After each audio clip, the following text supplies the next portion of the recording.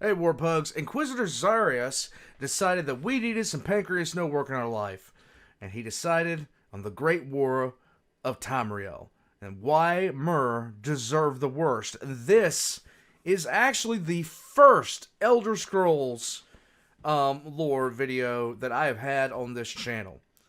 Now, if you ask me 3 times about what I know about Elder Scrolls, Nords. That's all I'm gonna say. Here we go. So, we have... Okay, so... Elder Scrolls actually portrays the elves in a very unflattering light. And for very good reason. The elves in Elder Scroll are absolute dicks. And there is no redeeming them from this fact. They have started several wars. They of course have the superiority complex that seems to be everywhere with the elves. In every single setting, there's always the elves with the superiority complex. But the Elder Scroll elves are actually worse. In almost every single circumstance you can imagine them doing something that is screwed up, they have done it. And the entire Skyrim war was, the entire basis of the game of Skyrim, the Stormcloaks versus the Imperials, was to essentially destabilize the Empire even more than was already destabilized. And frankly, that is a job well done. They outlawed the worship of Talos, which was the main principal god of the humans, and... yeah, the White Gold Concordat was nothing more than the treaty that's going to set the stage for a horrific war that's to come. Because treaties like that always seem to do exactly that. But, in any case, we're going to jump into it. Let's have some fun, and let's see about the Great War of Tamriel. I love elves more than any other fantasy race. They truly are perfect, and I will defend them in almost any form, be it as He's about to not defend these. a faction such as the Asur or the Eldar, or as individuals such as Teclis and Eldrad. I will defend almost any elven race in some capacity.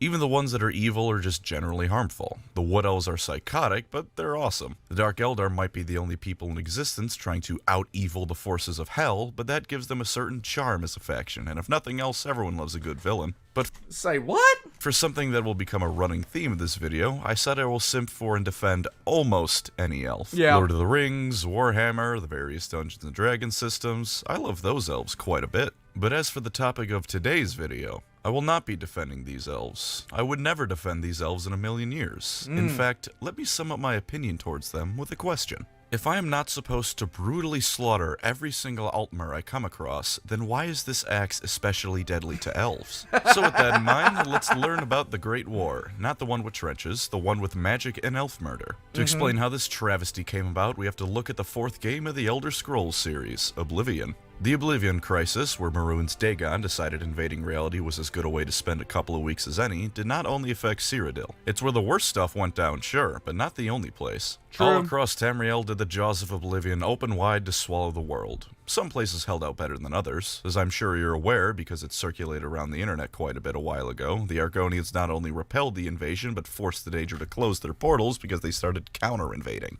Let that be a lesson to any Dunmer trying to start shit because they still think they're in Morrowind. But in other places, such as the Somerset Isles, where the High Elves of Elder Scrolls chiefly reside, it was a different story. The Daedra had ended up overrunning most of the island, and only Crystal Tower remained standing. The commanding rage Ryandor and his fellow wizards and archers killed so many Daedra that those that followed literally climbed over the defending walls on top of their fellows' corpses. Yep. This was not enough, however, and the Crystal Tower was torn apart by Daedric war machines. Just as things were about to end in total Altmer death, however, the Daedra all disappeared in an instant. We know that this was because of the efforts of the hero of Kvatch and Martin Septim's sacrifice to defeat Mehrunes Dagon and end his assault on Tamriel. But the High Elves knew no such thing. They only knew that they were on the brink of getting their own version of the fall of the Eldar, and then suddenly all the demons just up and left. A quote from Lathanil of Sunhold even says that they were desperate to find out just who did this so they could thank them, because whoever shut down this invasion saved the entirety of the Somerset Isles. And then entered the Thalmor, or as you may prefer to know them as, the High Elf Nazis. I was just gonna call them dicks, but the Thalmor Yeah, the High Elf Nazis is pretty much the most accurate representation of what they actually are. The Thalmor had actually existed for a decent bit of time before this as a fringe group of radicalists. They'd once tried to unify the Somerset Isles previously in history, too. Of course, Tiber Septim and his magical Imperator Titan he borrowed from Warhammer put an end to that attempt, and even after that happened, they never really got any momentum behind their attempts at unification. But it did give them quite a grudge against Talos and his empire, which is something that, as you can probably guess, becomes pretty important going forward. Yes. Pretty much every high elf who wasn't a Thalmor dismissed. Looking for images of the Thalmor is hard, not because of the lack of results, because 90% of them are mods made for horny people.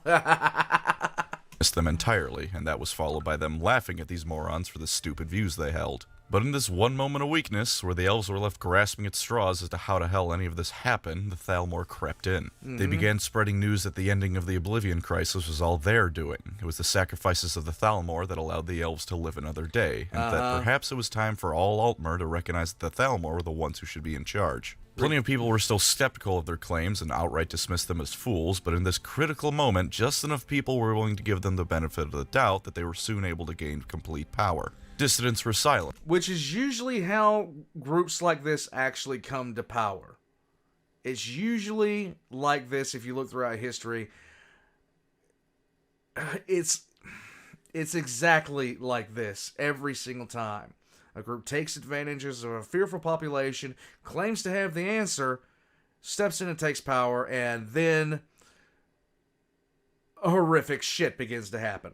And started with exile or murder, and soon enough pogroms in the Isles of all those of non-Altmer blood had begun. Even that Ryandor gentleman, the high elf who by himself almost certainly did more than every single Thalmor combined to fight the Daedra, was killed for calling these assholes out on their bullshit. They finally got their wish, uniting the Somerset Isles under the banner of the Third Aldmeri Dominion in the year 29 of the Fourth Era. It of course didn't stop there. With a coup, Valenwood and all the wood elves that call it home were brought under the Thalmor's wing. Elsewhere, the land of the Khajiit was made a protectorate of them as well. All the while, the Thalmor continued eliminating any high elves who would speak out against them, until the only ones left either believed in their lunacy wholeheartedly or were too afraid of what would happen to them and their loved ones if they spoke out. The Empire of Cyrodiil, meanwhile, was in rough shape. Putting out a house fire doesn't magically fix the damage caused, after all. True. The Septon dynasty was dead and gone, their lands were ravaged by the Oblivion crisis, and the Thalmor had been gobbling up the aforementioned lands of Elsewhere and Valenwood while the Empire was distracted trying to catch its breath. Black Marsh had become fully independent since the crisis, since the Argonians decided they quite liked being on their own. Marwyn was in deep shit ever since the Tribunal either disappeared or were never ever reigned, and Hammerfell had a bit of an infighting problem going on. Only the provinces of High Rock, Skyrim, and Cyrodiil had any semblance of order to them.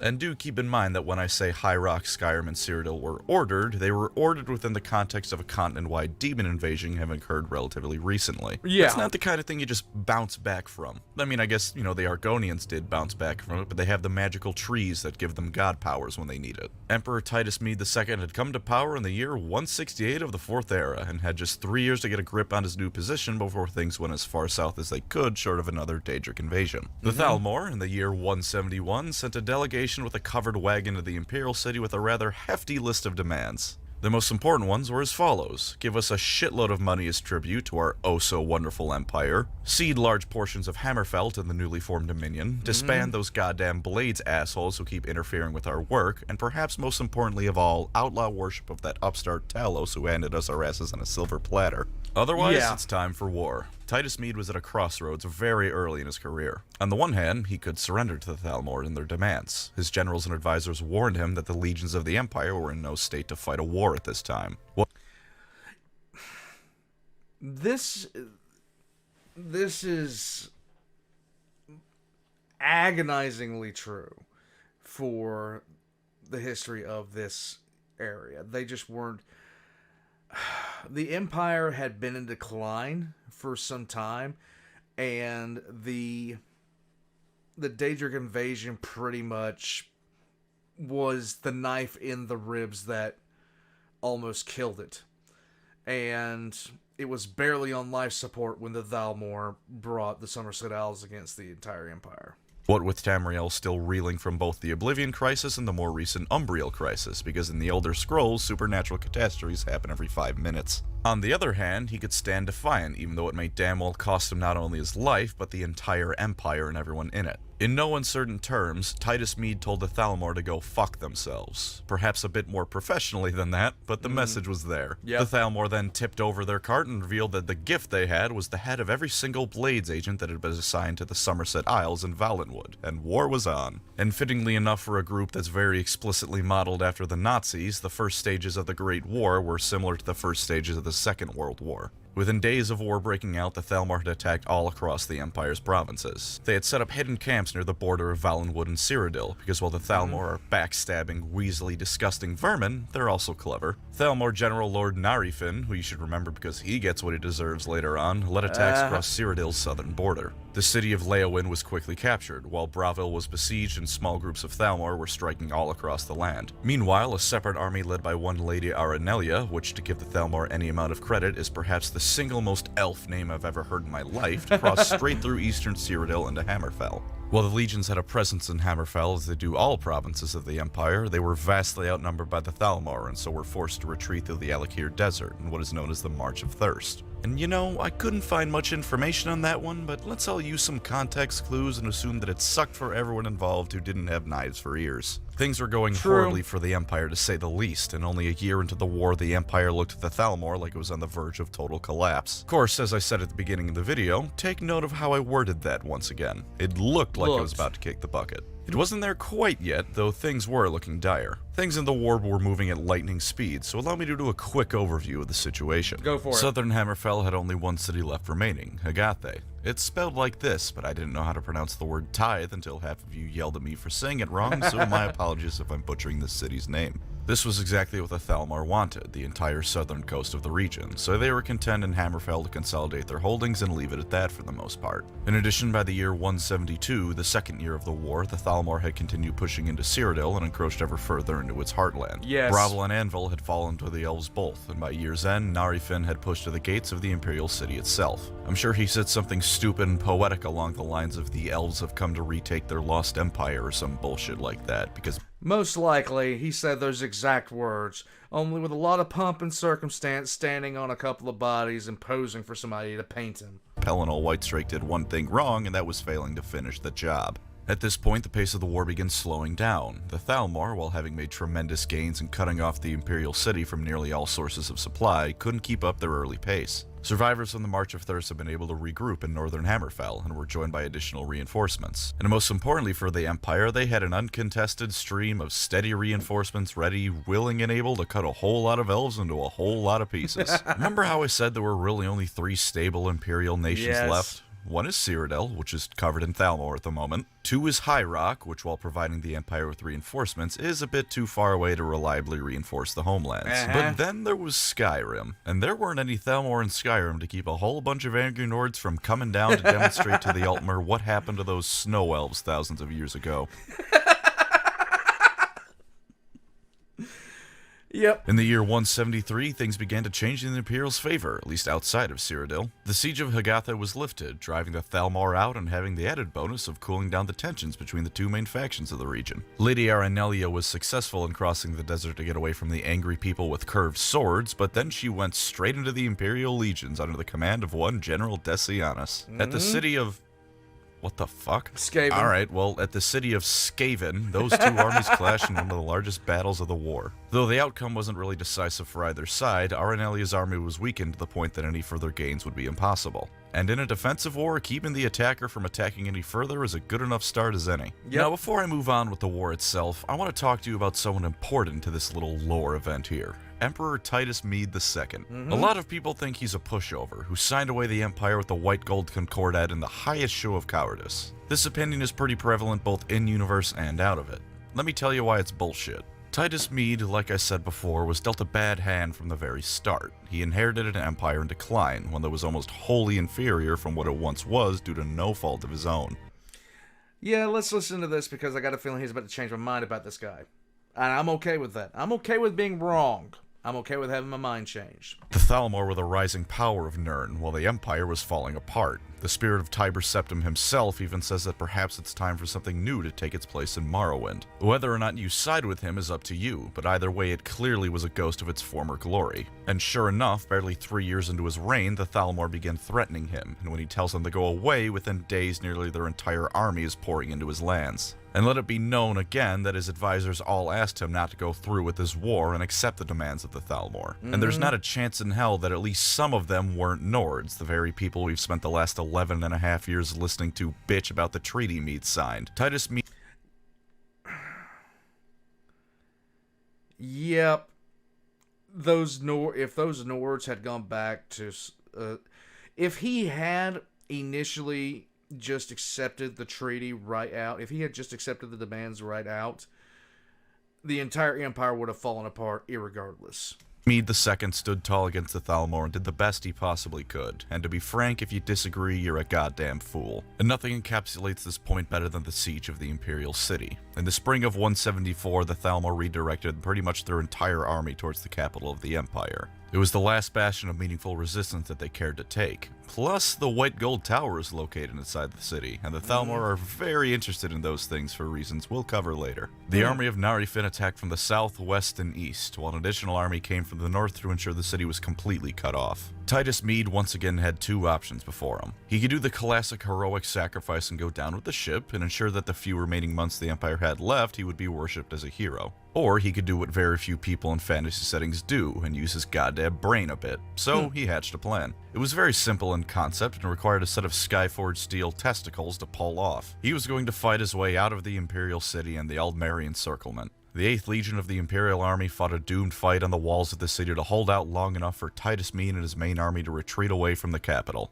It was a resounding success, but this is the sort of success that no one celebrates over much. Right. With the main army gone and the 8th Legion destroyed, the Imperial city was now in Thalmor hands, and they did a whole load of wacky and silly war crimes on the inhabitants. Just... Of course they did. Elves being elves, you know?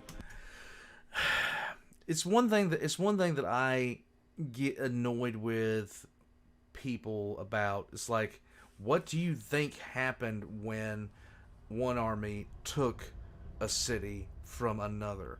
There were certain, even back then, there were certain rules as to how things were to be done, but to the victor go the spoils. Well, guess what the spoils are? Anything they could get their hands on, living or otherwise.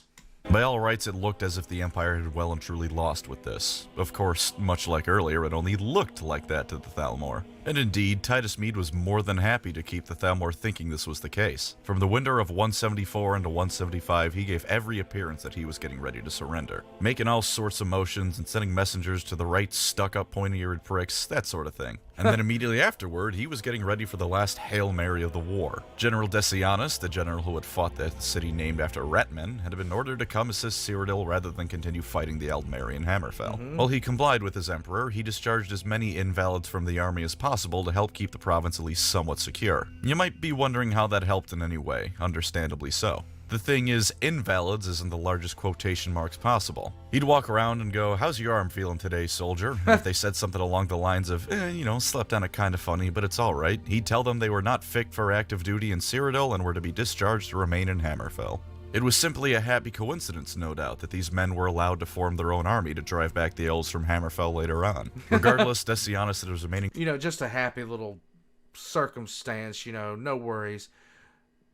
Completely at random. Forces then marched home to heed the Emperor's call. In the year 175, Emperor Titus Mead committed all of his available forces to one final desperate gambit. He assembled General Decianus and his remaining legionnaires, who the Thalmor assumed was actually still in Hammerfell as a result of the legionnaires he left behind. In addition to this was an army of Nords led by one General Jonah and a final army led by himself. At least I'm gonna keep saying it was led by him. That Blades game on mobile or whatever the hell it was invented a whole player character and had him replace Titus Mead. But if Bethesda can drag and break their own canon away, then I can too. So we're going to go with it was Titus Mead himself who led this army. The battle to retake the Imperial city was to be known as the Battle of the Red Ring, which is something most people who played Oblivion or Skyrim on an original Xbox 360 would be familiar with. It pains me there's people who won't get that joke because they're not old enough. General Decianus and his forces came at the city from the west, while Jonah and the Nords came from the south. Though the Thalmor did launch several counterattacks, especially on Jonah's army, they were unsuccessful in driving it off, and Titus Mead led his forces into the fray on the 5th day of the battle, gunning it directly for the Imperial city. Wielding the legendary blade Goldbrand, a sword cleverly named after the fact it is gold, he carved his way into his capital and took it back. The Thalmor tried to get the hell out of Dodge and were promptly met by a shield wall of Nords, all too happy to send them to whatever pagan hell the Altmer believe in. Probably Chicago or something like that. General Narifin himself was captured alongside the Imperial city, and was kept alive for over a month straight, hanging off the White Gold Tower. It's not known where he was buried, and some sources say he was carried off by a Daedra at Chicago or something like that. General Narifin himself was captured alongside the Imperial city, and was kept alive for over a month straight, hanging off the White Gold Tower. It's not known. I don't remember how large the White Gold Tower is, but at the same time, the hell with you. Yeah, no, the Thalmor, this war was actually a lot closer.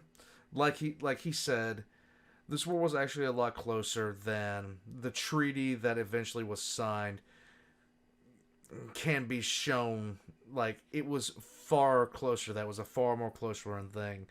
But the Empire was on the verge of essentially collapsing by the time it was over.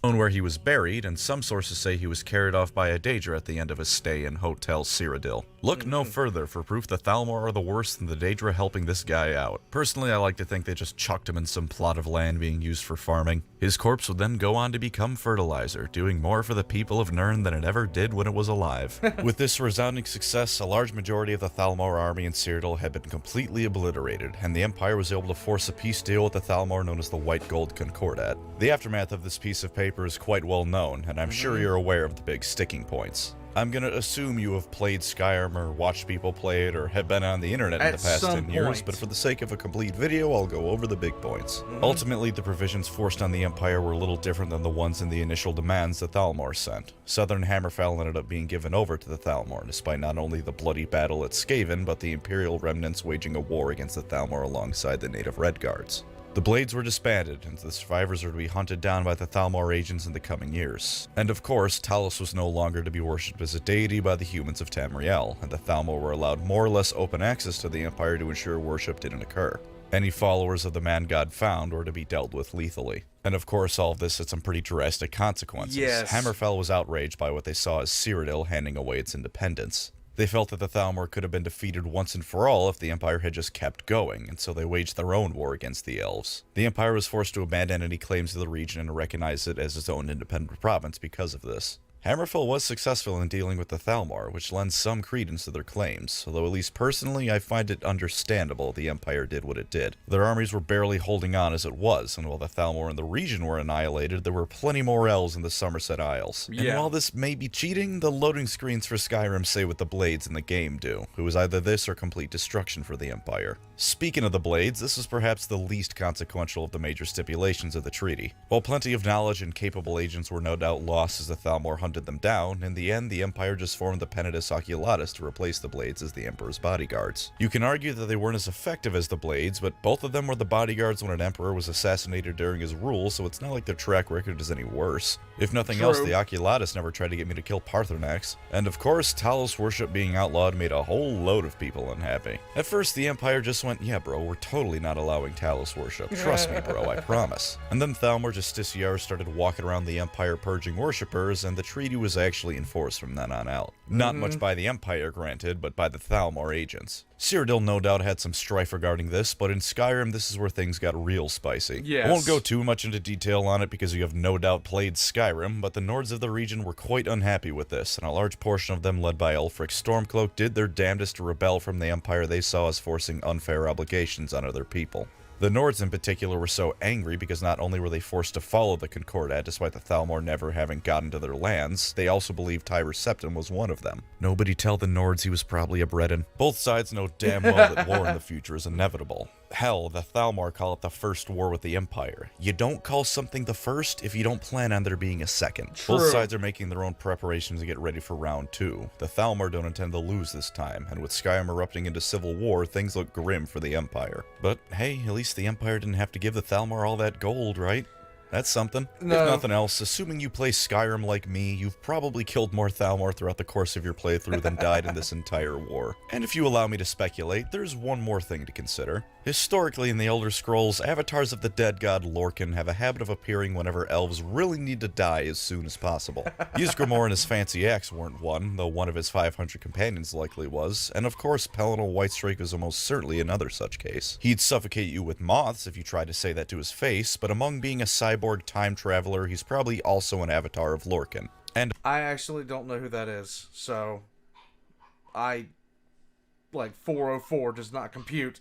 I have no idea who that is. of course, history's greatest elf hater. Space Marines have nothing on the level of hatred Pelennor Whitestrake has for elves. Who's to say that in the coming second war against the Thalmor, another one of these figures won't pop up? But for now, the story of the Great War for Tamriel is over. Unlike many background events in fantasy stories, the war is a living memory for many people in the setting. And if I remember correctly, Bethesda said we'll see the outcome of the Skyrim Civil War in the next Elder Scrolls game, which will no doubt be released sometime within the next century. So look forward to that, my fellow haters of Myr. We'll have our revenge yet. Thank you, of course, to my wonderful channel members. You are the towers to my mundus, keeping me from dissolving back into oblivion. If you'd like... Alright, here we go.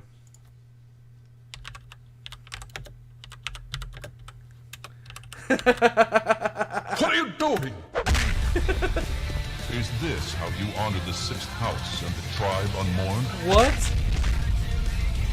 What? I'm a god. How can you kill a god? What a grand and intoxicating shame on you. Yes, it does. Too late for my mercy.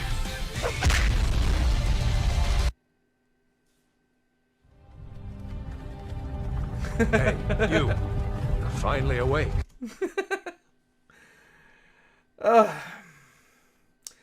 I really hope we get to see the next war. When that game comes out, guys, I'm playing it.